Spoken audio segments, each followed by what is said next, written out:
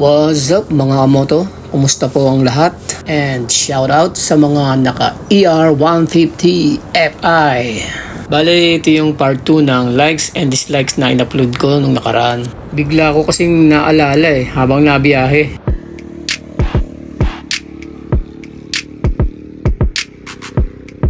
Yon, tara, pag-usapan natin. Sa likes muna tayo. Bali, eto ang isang nagustuhan ko dyan Wait lang. Eto yung kanyang switch. Ayan. Yan, umiilaw yan. Ang ganda. Kulay blue. Ayan maganda sana kung gabi, kitang-kita. Bali, isang beses sa gabi, videoan ko. Ito yung kanyang switch ng park light at ng headlight. Ayan. Malapit na nga pala tayo mag 6,000 odo. Ayan 5,989. Bale, yan ang natakbo niya sa loob ng 6 months. Pakita ko sa inyo yung park light niya.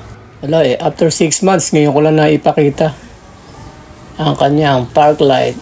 Ayan lupet astig. Tingnan natin na ang malayuan. Alright. Diba? Ganda, no? Pakita ko sa inyo pag nakabukas naman yung headlight. Ayan, Hindi naman masyadong halata kasi, maliwanag.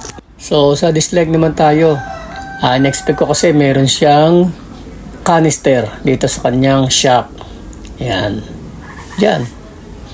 Diba? Pero okay lang naman. Pwede naman siguro lagyan yan. Or kasama na siya sa shock kapag binili. Wala akong idea At balik ulit tayo sa like. Dahil parehas na silang naka-disc brake. Yan, sa unahan, naka-disc brake na. Diba? At sa hulihan, ganun din. Bali, disc brake na rin siya. Ayan Okay.